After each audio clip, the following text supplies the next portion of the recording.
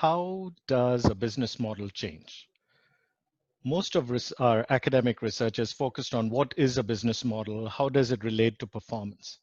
But we never look into the evolution of business models and what happens in terms of the narrative that people use during that change.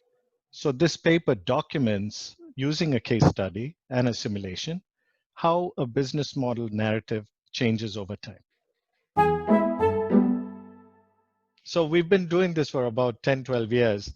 Adam Bock, my co-author, and I, he started his PhD thesis on business models. So we started first with asking people, what is a business model?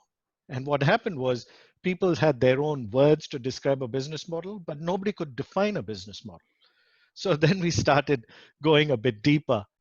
This paper brings all of these things together and then says, how can you take elements of a business model, whether it's resources, how the transactions are done, or how value is created, and then bring it together as design elements and then say, can we simulate what are potential business models and how do firms change from one to the other?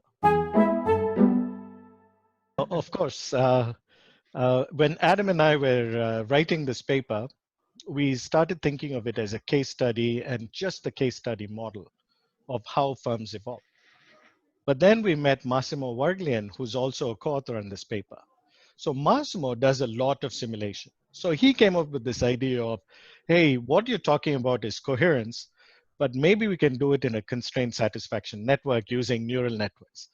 So neural network sounded very complicated for us, but what he did was he made it simple. Now that was very important as a breakthrough. So now you can explain potential but unrealized opportunities or business models, right? So you could choose, here are 5 different options, but you chose one, right? Typical management research, we only study the one that was chosen. We don't study the 4 other choices that they left out, right?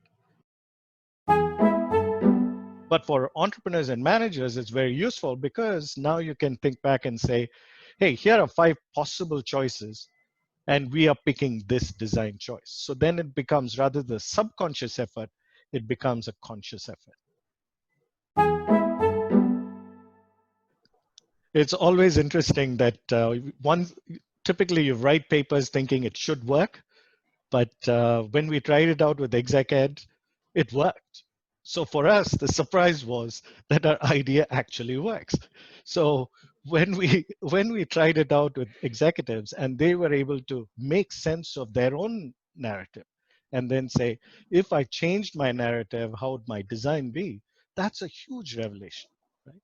So for them to actually articulate it, codify it, and then simulate it, and then say, here are potential choices for you, that was a surprise. It was a surprise where executives felt there was a real contribution and a learning moment for them.